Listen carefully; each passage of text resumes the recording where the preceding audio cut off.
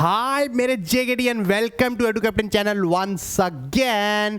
तो भैया finally macro को अच्छे से खत्म करते हुए आई होप आपने भी खत्म कर दिया, क्योंकि एक बात हमेशा याद रखना कि पढ़ाई कभी भी टीचर के पढ़ाने से नहीं आती है, पढ़ाई सिर्फ अपने पढ़ने से आती है। टीचर सिर्फ वो समझा सकता है, लेकिन जब तक आप खुद नहीं पढ़ोगे, खुद क्वेश्चंस की प्रैक्टिस नहीं करोगे, तब तक वो समझ में नहीं आएगा। ये बात याद रखना। ये मत सोचना वैभव सर ने पढ़ा दिया बस हमारी मैक्रो हो गई। जब तक आपने वो प्रैक्टिस क्वेश्चन नहीं करे हैं, और टेंशन मत लो, उसके सॉल्यूशन भी बहुत जल्द रिलीज करूंगा यार। अभी मैं बहुत ज्यादा मगडब हूं चीजों में, एक बारी चीजें सॉर्ट होने लग जाएंगी, सारे सॉल्यूशन डालूंगा। बस मेरी विनती इतनी सी है, प्रैक्टिस मत रोकना ये सोचकर कि सर सॉल्यूशन तो निकाल नहीं रहे हैं, प्रैक्टिस करके फायदा क्या है। ये मेरी गारंटी है, सॉल्यूशन मैं देकर रहूंगा, चाहे मुझे रातों को जागना पड़े, लेकिन आप लोगों का 80/80 का सपना जो है ना, वो मैं पूरा करूंगा। SRCC तक मैं पहुंचाऊंगा आप लोगों को, ये मैं बता देता हूं। चलो, तो आज हमारा जो स्टार्ट होने वाला है वो है इंडियन इकोनॉमी। ठीक है, इंडियन इकोनॉमिक डेवलपमेंट में जो सबसे पहला और सबसे इजीएस्ट चैप्टर है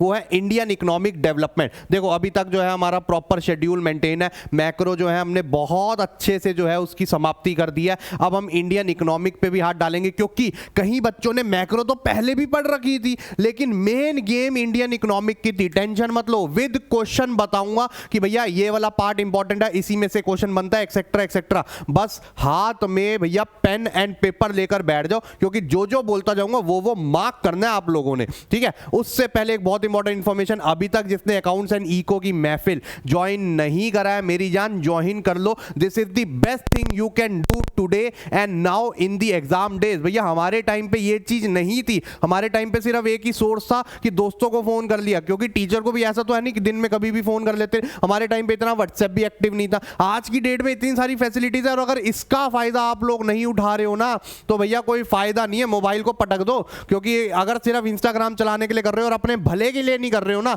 तो फिर कोई फायदा नहीं है उस चीज का। ठीक है, चलो तो जल्दी से स्टार्ट करते हैं हमारा Indian economy on the eve of independence. देखो बचपन से आज तक हम कितने ईव विश करते आए हुए हैं। ईव एमजे, ईव माय भाई, ईव माय बहन, ईव ये ईव वो एक्सेट्रा, लेकिन जो रियलिटी में हमारे लिए ईव मैटर करता है वो है Indian economy on the eve of independence. कि इंडिपेंडेंस से पहले, हम इंडिपेंडेंस की बात नहीं कर रहे हैं यहां पर, इंडिपेंडेंस से पहले जब हमारी इकोनॉमी हमें सौंपी जा रही थी, तो तब हमारी इकोनॉमी का क्या हाल था।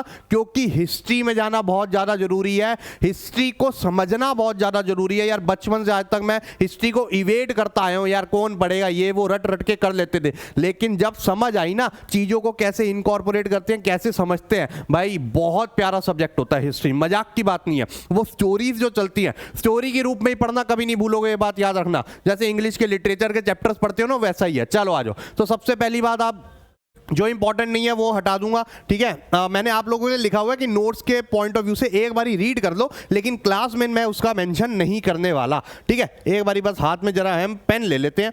चलो आ जाओ। तो सबसे पहली बात तो है जो आपका ब्रिटिश एम्पायर जो था, वो बैटल ऑफ प्लासी जो कि 1757, फिर उसके बाद 1947, इसलिए बोलते हैं लगभग 200 साल जो है राज रहा था अंग्रेजों का। ठीक है, इकोनॉमिक डेवलपमेंट जो हमारे यहां पर, एक मिनट, हाँ जी, तो economic development of India under colonial rule जो है, हमने ये पूरा पढ़ना है इस चैप्टर में। कॉलोनियल रूल क्यों बोलते हैं? क्योंकि जो ब्रिटेन था उसने हमारी कंट्री को एक अपनी कॉलोनी बना लिया था, जिसको एक टर्म बोलते हैं कॉलोनाइजेशन, वो अभी हम पढ़ेंगे। ठीक है, तो कॉलोनी बना लिया था, जिसका मतलब है, जैसे वो आपने कभी मोनोपोली गेम खेली है, हमारे टाइम पे उस गेम का नाम था बिजनेस। तो क्या होता था कि भैया अगर हम किसी स्टेट को खरीद लेते थे, तो हमारा राज चलता था, उसके आसपास से कोई भी निकलेगा, भैया हमारे रूल्स एंड रेगुलेशन फॉलो करने पड़ेंगे। इसमें यही था, उन्होंने हमें खरीदा तो नहीं था, लेकिन हमारी कंट्री को जीत लिया था किंग्स से। ठीक है जी, उस टाइम के जो राजे महाराजे थे उनसे जीता था, और फिर उसके बाद उसको अपनी कॉलोनी बना के सारे उसके इकोनॉमिक और सोशल अफेयर्स, पॉलिटिकल अफेयर्स वो गवर्न करते थे।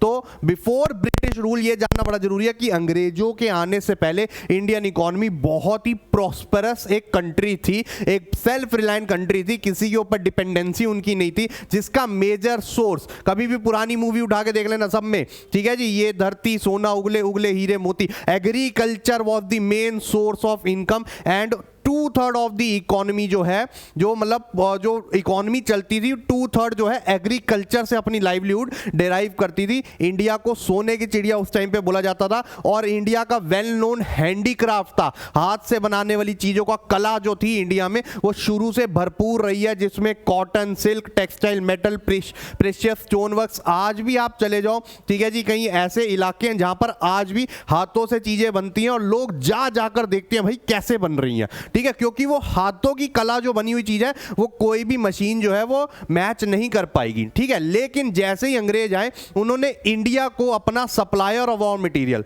क्योंकि उनको अच्छे से पता था कि भैया इंडिया का ना जो एग्रीकल्चर सेक्टर है वो बहुत अच्छा है और agriculture proves as a source of raw material. तो ब्रिटेन ने दिमाग लगाया कि हमारी यहां पर इंडस्ट्रीज बनी पड़ी हैं, उन इंडस्ट्रीज के चाहिए होता है रॉ मटेरियल। अब वो रॉ मटेरियल हम इंडिया से ले लेते हैं चीप में और उन्हीं के रॉ मटेरियल से हमारी इंडस्ट्री में गुड्स बनाएंगे और उन गुड्स को बेचेंगे इंडिया में ही जाकर। तो ट्विन ऑब्जेक्टिव से आया था, इसको क्या बोलते हैं, ट्विन ऑब्जेक्टिव। ये बहुत ज्यादा आप लोगों के लिए इंपॉर्टेंट है, ये ट्विन ऑब्जेक्टिव याद रखना, ठीक है। ये ट्विन ऑब्जेक्टिव बहुत ज्यादा इंपॉर्टेंट है। They transformed India into supplier of raw material and consumer of finish industrial products, ठीक है। अब वही मैंने बोला था ना, कोलोनाइजेशन जो टर्म होती है जिसमें जो है एक कंट्री दूसरे को अपनी कॉलोनी बना लेती है और उसके पॉलिटिकल और इकोनॉमिक अफेयर्स को कंट्रोल करती है। तो ऐसा हमारी इंडिया को बना लिया था ब्रिटेन ने। और इकोनॉमिक कंडीशन जो थी वो नेशनल इनकम इंडिकेटर्स या पर कैपिटा इनकम से जो है हम जो है जज कर सकते हैं अच्छे से। तो उस टाइम के काफ़ी इकोनॉमिस्ट थे या काफ़ी पढ़े लिखे लोग थे जिन्होंने अपने एस्टीमेट लगाए थे, जिसमें आते हैं VKRV राव, आपके दादा भाई नरोजी, विलियम डिगबाय, फिनले शिरैस, ये सारे बंदे आते हैं। लेकिन VKRV Rao, doctor VKRV Rao के जो एस्टीमेट्स थे वो काफ़ी ज़्यादा सही माने गए थे और उन्हीं के एस्टीमेट के अकॉर्डिंग इंडिया जो फर्स्ट हाफ में जो था कॉलोनियल रूल के under, first half of 20th century में, उसका जो आउटपुट था वो सिर्फ 2% या उससे भी कम से ग्रो हो रहा था ईयर आफ्टर ईयर, जो कि बहुत कम होता है। और उसका पर कैपिटा तो मतलब आधे % के करीब था, पर कैपिटा इनकम आधे % से करीब था। तो ये बहुत बड़ी एक प्रॉब्लम थी इंडिया के लिए कि हम अच्छी डायरेक्शन में नहीं जा रहे थे।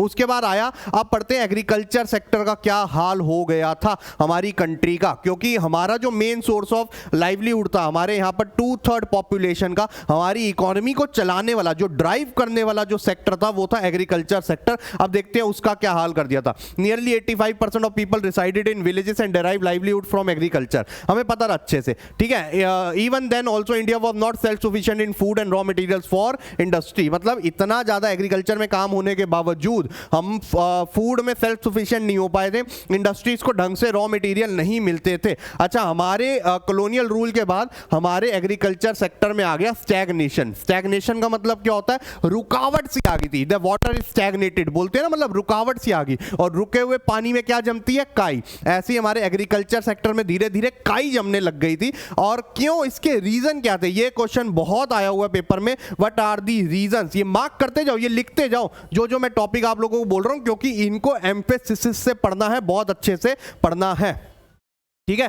तो जमींदारी और लैंड सेटलमेंट सिस्टम सबसे पहला था, मतलब फार्मर्स को उन्हीं के लैंड से हटाया अंग्रेजों ने और अपने बंदे, ठीक है, जिनको जमींदार बोला जाता था, अपने बंदों को वो लेकर आए काम पे, ठीक है जी, कि भैया तुम एक मिडलमैन की तरह एक्ट करोगे हमारे और फार्मर्स के बीच में। उनको करना कुछ भी नहीं था, जमींदार को बोल दिया था आपने सिर्फ रेंट कलेक्ट कर लेना है, जो उस टाइम पे लगान बोला जाता था उसको। तो जमींदार और land settlement system was the main reason. Profits from agriculture was taken by zamindars in form of lagaan collected from cultivators despite their bad economic condition. वो ध्यान नहीं देते थे कि पुअर जो फार्मर है वो पुअर है, वो गरीब है, उसको खाने को नहीं है। नहीं भाई, जो तूने बनाया इधर दे जा, हमें आगे देना होता है। जमींदार कुछ भी जो है did nothing to improve the condition of agriculture, ना कोई इरिगेशन फैसिलिटी, ना कोई न्यू टेक्नोलॉजी लाए, कुछ भी काम करने को तैयार नहीं थे ताकि उनकी प्लाइट जो उनकी सिचुएशन है वो इंप्रूव हो सके, ठीक है। एग्रीकल्चर को कमर्शियलाइज किया गया। कमर्शियलाइज मतलब देखो, पहले क्या होता था, सब्सिस्टेंस फार्मिंग करी जाती थी, ठीक है, मतलब अभी भी करते हैं लेकिन सब्सिस्टेंस फार्मिंग, जिस वजह से आपने ऊपर लाइन पढ़ी कि भैया इतना अच्छा एग्रीकल्चर सिस्टम होने के बाद India was not self sufficient in food. इसका रीजन क्या है कि लोगों के पास इवन तो बड़ा बड़ा लैंड होता ना, लेकिन वो उसमें प्रोड्यूस उतना ही करते करते थे जितना उनकी नीड होती थी, वो मार्केट के लिए कभी बनाते ही नहीं थे। आधे से ज्यादा लोग खेती बाड़ी जो है अपनी नीड के लिए करते थे, ठीक है। जिस वजह से क्या है, अंग्रेजों ने बोला नहीं भैया ये काम नहीं चलेगा, आपको कमर्शियलाइजेशन। तो ये एक पॉजिटिव कंट्रीब्यूशन भी गिना जाता है ब्रिटिशर्स का कि इंडिया में वो कमर्शियलाइजेशन लेकर आए थे। तो एग्रीकल्चर वाज कमर्शियलाइज, जिसमें बोला गया कि आप अब सरप्लस प्रोड्यूस करोगे सो दैट मार्केट में बेच सके। और उसके बाद फार्मर्स को बोला फूड क्रॉप्स मत बनाओ, हमारी इंडस्ट्रीज को चाहिए, हमारी जो ब्रिटेन में इंडस्ट्रीज है उनको चाहिए कैश क्रॉप्स। कैश क्रॉप्स में क्या आ जाते हैं, कॉटन, जूट, उसके बाद ground nut, sugar cane etcetera, ये सब जो हमारी इंडस्ट्रीज में हम ले जा सके। तो हम फूड का कुछ नहीं करेंगे, फूड हमारे पास भरपूर है। तो farmers were force to shift their crops from food to cash, ठीक है। तो this resulted in frequent famines. अब पहले से ही फूड जो था हमें सेल्फ सफिशिएंट नहीं थे, उसके बाद फूड क्रॉप्स को और, क्योंकि काफी फार्मर्स जो है और कुछ फार्मर्स जो है शिफ्ट हो गए थे कैश क्रॉप्स पे, क्योंकि भैया पैसा कमाना था उनको। और जो अभी भी मेजर पोर्शन ऑफ जो फार्मर्स थे वो शिफ्ट नहीं हुए थे। अच्छा, अब कुछ लोग शिफ्ट हो गए जिस वजह से फेमाइन्स आने स्टार्ट हो गए, ठीक है, क्योंकि शॉर्टफॉल इन फूड क्रॉप्स हो चुका था। लैक ऑफ टेक्नोलॉजी थी, इरिगेशन फैसिलिटीज अच्छी नहीं थी, फर्टिलाइजर ढंग से यूज करते नहीं थे, जिससे अल्टीमेटली हमारा जो एग्रीकल्चर जो था वो जो बढ़ रहा था डे बाय डे, अब वो बहुत गिरने लग गया था। India agriculture was starved of investment. Starve मतलब कमी थी, कोई इन्वेस्टमेंट पे काम नहीं किया गया in terracing, flood control, drainage and desalinization. Desalinization is salt की क्वालिटी मेंटेन करने के लिए सॉइल की, कुछ भी नहीं किया गया था, ठीक है। तो ये तो था बहुत important question, stagnation in agriculture sector. अगले पे चलते हैं विच इज इंडस्ट्रियल सेक्टर। अब हमने देखा ना इंडस्ट्रियल सेक्टर में हमारे यहाँ की जो हैंडीक्राफ्ट इंडस्ट्री थी वो बहुत अच्छी थी, लेकिन भैया जो अंग्रेज थे वो ये देख कर चिढ़ रहे थे, अंदर अंदर से जल रहे थे, कुकड़े हो रहे थे जल जल के। उन्होंने कहा भैया ऐसे कैसे चलेगा, अगर हमें अपनी इंडस्ट्री चलानी है तो इनकी इंडस्ट्रीज को बंद करना पड़ेगा। उसके लिए उन्होंने क्या करा, हैंडीक्राफ्ट इंडस्ट्री को टोटली डी इंडस्ट्रियलाइज कर दिया। डी इंडस्ट्रियलाइज का मतलब है बंद कर दिया, ठीक है। हैंडीक्राफ्ट के एक्सपोर्ट पे इतना मोटा मोटा टैक्स लगा दिया। अल्टीमेटली हुआ क्या, हैंडीक्राफ्ट इंडस्ट्री धीरे धीरे धीरे धीरे हमारी कंट्री में बंद होने लग गई, ठीक है। उससे क्या हुआ, मेजर अनएम्प्लॉयमेंट आ गई इकोनॉमी में, मेजर अनएम्प्लॉयमेंट आ गई इकोनॉमी में जो उस इंडस्ट्री में काम करते थे। और टू फोल्ड मोटिव था उसका, क्यों, सबसे पहला to get raw material from India at cheap rate. अगर हमारी इंडस्ट्री को बंद करेंगे तभी तो यहां से रॉ मटेरियल ब्रिटेन लेकर जा पाएंगे ना, तो एक तो चीप रेट में मिल जाए, दूसरा to sell goods in Indian market at higher price, ठीक है। अब अगर यहां की इंडस्ट्री बंद होगी तभी तो अपने गुड्स लाकर बेच पाएंगे ना। अब क्या हुआ कि यहां की इंडस्ट्रीज बंद होगी, वो अपने गुड्स ला रहे थे, तो लोगों को क्या था, मजबूरी में खरीदना पड़ता, और चीप में मिल रहा था तो वो और खरीद रहे थे। तो यहां पर जो इक्का दुक्का इंडस्ट्री बची भी थी इंडिया में, उसके भी माल नहीं बिक रहे थे, ठीक है। डिस्क्रिमिनेटरी टैरिफ पॉलिसी निकाल दी उन्होंने, जिसमें उन्होंने क्या करा, अगर हैंडीक्राफ्ट इंडस्ट्री जो है अगर उसका सामान बाहर जाता तो उसमें मोटी एक्सपोर्ट ड्यूटी होगी, ठीक है, लेकिन ब्रिटेन से आने वाले जितने भी गुड्स हैं उस पे इंपोर्ट ड्यूटी बहुत कम लगेगी, ठीक है।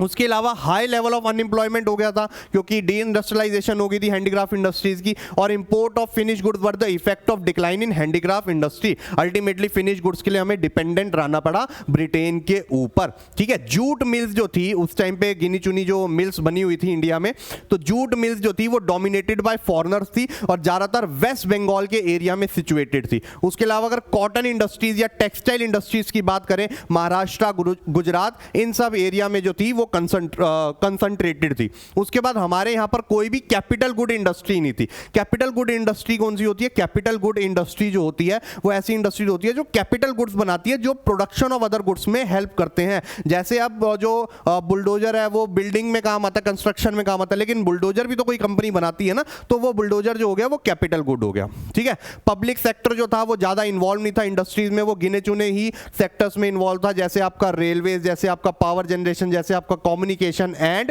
पोर्ट्स, ठीक है। उसके अलावा अगर आए, मेजर जो ब्रेक थ्रू आया था इंडस्ट्रियल सेक्टर में इंडिया का, वो आया था 1907 में, जब टिस्को बनी थी, जो टाटा जी की है, टिस्को इन जमशेदपुर, ठीक है जी। TISCO is Tata iron steel corporation, ठीक है। तो ये बनी थी, ठीक है, 1907, ये पहला ईयर है, याद रखना, ठीक है, जल्दी से मार्क कर लो इसको, ये बहुत इंपॉर्टेंट है, क्वेश्चन आएगा ही आएगा, ये 100% है, मेरा दावा है आप लोगों को, ठीक है। उसके बाद सेकंड हाफ जो 19th सेंचुरी का था उसमें इंडस्ट्रीज जो थी वो ज़्यादातर कॉटन एंड जूट वाली थी। ये लास्ट ईयर इकोनॉमिक्स में क्वेश्चन आया था, कहाँ तक थी वो रिस्ट्रिक्टेड, कॉटन एंड जूट तक रिस्ट्रिक्टेड थी। ठीक है, उसके बाद चलिए अगर फॉरेन ट्रेड पे, तो हमने देखा था हमारे यहाँ का जो हैंडीक्राफ्ट था वो बाहर बहुत जो उसकी वैल्यू होती थी, तो जिस वजह से वो बहुत एक्सपोर्ट होता था, लेकिन ब्रिटेन ने आके वो टोटली बंद करवा दिया। उसने सिर्फ फॉरेन ट्रेड जो है वो रिस्ट्रिक्टेड रखा अपनी कंट्री तक। More than half of the foreign exchange और foreign trade was done between Britain and India, और जो रिमेनिंग हाफ था वो भी वही कंट्रोल कर रहा था, जिसमें चाइना, श्रीलंका या फिर पर्शिया जैसी कंट्री तक ही फॉरेन ट्रेड होता था। ठीक है, अच्छा इसका एक बेनिफिट जरूर हो गया था, वो ये था कि हमारे यहाँ पर बहुत बड़ा एक एक्सपोर्ट सरप्लस बन गया था। हमारा बीओपी ना बहुत अच्छा हो गया था, क्योंकि एक्सपोर्ट बहुत हो रहे थे ना रॉ मटेरियल्स, जिस वजह से हमारे यहाँ पर पैसा बहुत अच्छा इकट्ठा हो गया था एक्सपोर्ट्स का, फॉरेन करेंसीज का। ठीक है, लेकिन वो फॉरेन करेंसीज का जो एक्सपोर्ट सरप्लस हमारे यहाँ पर इकट्ठा हुआ वो हमारे बेनिफिट के लिए यूज ही नहीं हुआ। यहाँ पर कोई सोना चांदी या कोई इन्वेस्टमेंट नहीं करी गई। ठीक है, अल्टीमेटली हुआ क्या, उन्होंने वो एक्सपोर्ट सरप्लस अपने लिए ही यूज किया, जो वो यहाँ पर लड़ाई लड़ रहे थे अपने सोल्जर्स की फीस वीस देने के लिए। उसके अलावा वो वहां से अगर अपने ब्रिटेन से कोई भी सर्विस लेते थे उसकी फीस वीस देने के लिए, या फिर उनकी जो आर्मी है वो कहीं और लड़ने जाती थी तो उनकी जो है सारी सैलरी, वेपन्स ये सब खरीदने के लिए वो यूज कर रहे थे। ठीक है, अच्छा एक बात, दूसरा ईयर बहुत इंपॉर्टेंट है। ठीक है, अब जो है इंडिया और ब्रिटेन में ऑलरेडी इतना फॉरेन ट्रेड हो रहा था, लेकिन 1869 में एक स्विस कैनाल खोल दिया गया था अफ्रीका के वहां पर, आर्टिफिशियल वाटरवे, जिससे, क्योंकि शिप के थ्रू माल जाता था, प्लेन तो इतने थे नहीं तब उस टाइम पे और ना ज्यादा यूज होते थे इसके लिए, तो शिप के थ्रू सामान जाता था, तो और ज्यादा ट्रेड बढ़ गया था इंडिया और ब्रिटेन में, क्योंकि वो रास्ता ऑलमोस्ट आधा हो गया था। तो ब्रिटेन का फायदा हो रहा था, मतलब हमारे हित में कुछ भी नहीं जा रहा था, मतलब क्या ही हो रहा था समझ ही नहीं आ रही थी हमें। बट ठीक है, आज भगवान की दुआ से जिस सिचुएशन में बैठे हैं बहुत अच्छे बैठे हैं, और ये साले अगर अंग्रेज ना आए होते ना तो आज हम इससे भी अच्छे होते। बट कोई नहीं, हमें हर एक चीज़ जो है कुछ लेसन देकर जाती है लाइफ में। याद रखना, अगर आपके साथ कुछ बुरा भी हो रहा है तो वो आपको कुछ लेसन ही देकर जाएगा, कुछ सिखा के जाएगा, आपको पक्का बना के जाएगा। ठीक है, अगला चलते हैं डेमोग्राफिक कंडीशन पे। अब हमारे यहाँ पर डेमोग्राफिक का मतलब होता है हमारे यहाँ की पॉपुलेशन के क्या हाल थे, कितनी बीमारियां थी, क्या लिटरेसी थी, ये वो एक्सेट्रा। तो सबसे, अब देखो एक और ईयर आ गया, ये सारे ईयर बहुत इंपॉर्टेंट है, याद रखना। सबसे पहला जो ऑफिशियल सेंसस हुआ था ब्रिटिश रूल के दौरान वो हुआ था आपका 1881 में, आफ्टर इंडिपेंडेंस हुआ था 1951 में। ठीक है, official census during British rule was 1881, उसके बाद हर 10 साल बाद हुआ है। और एक ईयर था 1921 जिसको ईयर ऑफ ग्रेट डिवाइड बोला जाता है, ये याद रखना है। ये ईयर्स बहुत इंपॉर्टेंट है, क्रोनोलॉजिकल वाले, मैच द फॉलोइंग वाले क्वेश्चन एमसीक्यू इसी से बनते हैं। तो ईयर ऑफ ग्रेट डिवाइड 1921 को क्यों बोलते हैं, क्योंकि एक मेजर ट्रांजिशन हुआ था हमारी पॉपुलेशन के हाव भाव में, हाई बर्थ रेट हो गया था, हाई डेथ रेट हो गया था इसके बाद। ठीक है, नियरली 48 एंड 40 पर 1000 जो है हमारा birth rate and death rate उस टाइम पे चल रहा था। बर्थ रेट का मतलब क्या होता है, number of children born per 1000 in a year, and death rate is number of people died per 1000 in a year. ठीक है, उसके बाद अगर हम लिटरेसी रेट देखें बहुत ही लो चल रहा था, लगभग 16%, मतलब 100 में से सिर्फ 16 लोग ही जो थे वो पढ़ना लिखना जानते थे, एजुकेटेड भी नहीं, सिर्फ पढ़ना लिखना जानते थे। लिटरेसी उसमें वो फीमेल लिटरेसी रेट तो 7% के करीब था। ठीक है, वाटर एंड एयरबॉर्न डिजीजेस बहुत ज़्यादा थी उस वक्त, वाइड स्प्रेड थी, हमारी हेल्थ फैसिलिटीज़ भी अच्छी नहीं थी। ठीक है जी, ताकि हम उनको जो है क्योर कर सके, उनकी वैक्सीन निकाल सके। हाई इन्फेंट मोर्टेलिटी रेट था उस टाइम पे 218, ये याद रखना, कई बार एग्जैक्ट क्वेश्चन आ जाता है। डेमोग्राफिक उस पे कमेंट कीजिए, क्वांटिटेटिव डेमोग्राफिक कंडीशंस पे जो है कमेंट कीजिए, तो आपको ये सारी फिगर्स लिखनी पड़ेंगी, तो ये याद रखनी है। जो याद रखनी है वो याद रखनी मैं आपको बता रहा हूं, जो नहीं याद रखना होगा डेटा मैं आपको मुंह पे बोलूंगा। ठीक है, तो हाई इन्फेंट मोर्टेलिटी रेट था 218 पर 1000, अभी सिर्फ 33 पर 1000 चल रहा है। अच्छा, इन्फेंट मोर्टेलिटी रेट का मतलब क्या होता है, नंबर ऑफ इन्फेंट्स, बच्चे dying before reaching 1 year of age per 1000 live birth in a year. Life expectancy 32 साल उस टाइम पे चल रहा था। अभी ये रिसेंटली जो है एनसीईआरटी की बुक में जो है रिवाइज हुआ है, पहले ये 42 था, अब ये 32 हो गया, या आई गेस 33 है, देख लेना, आई गेस 32 ही है। तो 32 ईयर्स, सोच सकते हो 32 ईयर्स तक था, मतलब ऑन एवरेज बंदा इतना जीता था। आज की डेट में 69 चल रहा है, हंसो मत 69 सुन के, ठीक है। ऑक्यूपेशनल स्ट्रक्चर, ऑक्यूपेशनल स्ट्रक्चर का मतलब क्या होता है? ऑक्यूपेशनल स्ट्रक्चर का मतलब होता है कि बेसिकली उस टाइम पे किस सेक्टर में ज्यादा इंप्लॉयड थे लोग और किससे कितना जीडीपी कंट्रीब्यूशन आता था। तो ये तो it is a no brainer that उस टाइम पे agriculture sector was the most populated sector, जिसमें सबसे ज्यादा लोग थे। अच्छा, कई जगह जो है हमें डिक्रीज देखने को मिला था एग्रीकल्चर, क्योंकि स्टैग्नेशन आ गई थी। तो तमिलनाडु, आंध्र प्रदेश, केरला, कर्नाटका, ये इतना ज्यादा याद करने की जरूरत नहीं है, ठीक है। ये सारी स्टेट्स याद करने की जरूरत नहीं है। लेकिन कुछ ऐसी स्टेट्स थी जिनमें इंक्रीज हो गई थी एग्रीकल्चर में वर्कफोर्स, क्योंकि वहां पर ग्रोथ हो रही थी। उसके बाद आते हैं इंफ्रास्ट्रक्चर में। अब ये वाला बहुत इंपॉर्टेंट पार्ट है, ठीक है। इसमें आपके बड़े सारे वो निकलेंगे पॉजिटिव कॉन्ट्रीब्यूशंस जो ब्रिटेन यहां पर छोड़ गया था। एक ऊपर कमर्शियलाइजेशन बताया मैंने, ठीक है जी।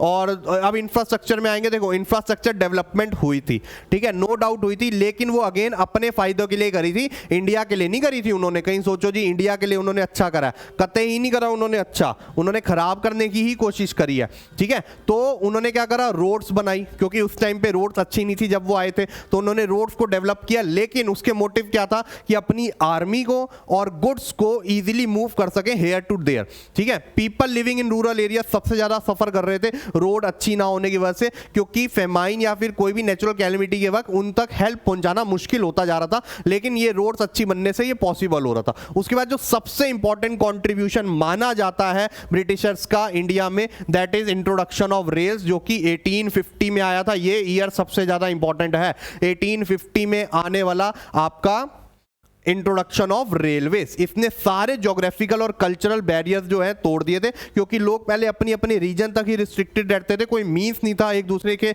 रीजन को एक्सप्लोर करने का, कल्चर को एक्सप्लोर करने का। लेकिन ट्रेन के आने की वजह से जो है ये पॉसिबल हो पाया, ठीक है। और उसकी वजह से कमर्शियलाइजेशन इंडियन एग्रीकल्चर की भी बढ़ गई, ठीक है। जो पहले फूड क्रॉप्स या फिर फेमाइंस के वक्त फूड नहीं पहुंच पाता था, अब इसकी वजह से पहुंच पाता है, ठीक है। उसके बाद construction of railway led to huge economic losses to India, क्योंकि अल्टीमेटली रेलवेज जो है इंडिया के बेनिफिट के लिए यूज नहीं करे, उन्होंने करे अपने बेनिफिट के लिए ही है, ठीक है। Introduction of expensive system of electric telegraph in India, electric telegraph लेकर आए थे वो इंडिया में। Similarly serve the purpose of maintaining law and order, so that वो एक प्रॉपर लॉ एंड ऑर्डर बना सके, अपना जो है कंट्रोल और पक्का कर सके। पोस्ट और टेलीग्राफ जो थे वो सबसे ज्यादा यूज होने वाले मीन्स ऑफ कम्युनिकेशन थे उस टाइम पे। रेलवेज उन्होंने 3 रीजन से बनाई थी। To have effective control over vast India, India पे कंट्रोल उनका और मजबूत हो जाए। To earn profit through foreign trade, अब वो रेलवेज को ना लिंक कर देते थे पोर्ट से, ताकि अगर सपोज करो पंजाब में कहीं माल बन रहा है और पोर्ट बना हुआ है मुंबई में, तो वो रेलवे बना दी ताकि पंजाब से मुंबई के पोर्ट तक बहुत इजीली आ सके। तीसरा, to make profitable investment of British funds in India, तो अपने ही प्रॉफिटेबल इन्वेस्टमेंट को वो बढ़ा सके। अल्टीमेटली कंक्लूजन ये निकलता है इस चैप्टर का, ब्रिटिशर्स ने पूरा मजे से एक्सप्लॉइट करा है इंडिया को। अब हमारा टाइम है भैया, हम नहीं छोड़ेंगे, पढ़ो, जाओ बाहर यूके वूके सालों से लूट के लाओ वापसी, हमारा कोहिनूर ले गए यार, बताओ। तो British ruler thoroughly exploited the Indian economy, और हमारे यहां पर इकोनॉमिक ड्रेन, हमारी वेल्थ की ड्रेन हो गई। आज भी मैं देख रहा था किसी के व्लॉग में, I don't remember the name, आज भी ब्रिटेन में ऐसे म्यूजियम्स बने हुए हैं जिसमें इंडियन महाराजाओं की जो बड़े बड़े जो ऑर्नामेंट्स होते थे, कोई बहुत महंगी गन होती थी, कोई बहुत महंगा क्राउन होता था क्वींस का, ये वो वहां पड़े हुए हैं आज भी, और इतने करोड़ों करोड़ों के हैं वो, ठीक है। तो economic drain is a continuous transfer of wealth from one nation to another. तो हमारे यहाँ पर एक इकोनॉमिक ड्रेन हो रहा था, इससे क्या हुआ, हमारे यहाँ पर पॉवर्टी आई, स्टैग्नेशन आई, और अल्टीमेटली इंडियन इकोनॉमी जो है बैकवर्ड हो गई बहुत ज्यादा। कोई दिक्कत नहीं है। अब नेक्स्ट चैप्टर जो होगा हमारा, उसमें हम पढ़ेंगे कि कैसे जो 1950 1990 जब हमें सौंपा गया, तो हमने क्या क्या जो है शुरू के कदम उठाए अपनी इकोनॉमी को अच्छा करने के लिए, और कितना अच्छा हम कर पाए। लेकिन उससे पहले ये प्रैक्टिस क्वेश्चंस आप लोगों के लिए भैया सेट हो रखा है मामला। ये गिनती के लिमिटेड ही क्वेश्चन है, आई गेस 12 क्वेश्चन है विद एमसीक्यू और थ्योरी क्वेश्चंस, ये प्रीवियस ईयर के आए हुए हैं। और बिलीव मी, अगर आपने ये 12-13 क्वेश्चन कर लिए ना, इसके बाहर कोई क्वेश्चन नहीं आएगा, ये मैं आप लोगों को दावा दे सकता हूं, इसके बाहर ये क्वेश्चन नहीं आने वाला। तो आई होप आपको ये वीडियो अच्छी लगी हुई है, अच्छे से रिवीजन होगी आपकी Indian economy on the eve of independence. कोई टेंशन की बात नहीं, तुम्हारा भाई बैठा है, सारे चैप्टर ऐसे इंडियन इकोनॉमी के कवर कर देगा एक एक करके, बस पेशेंस रखना, ठीक है। चलो तो मिलते हैं नेक्स्ट वीडियो में, तब तक के लिए bye bye, take care and have fun.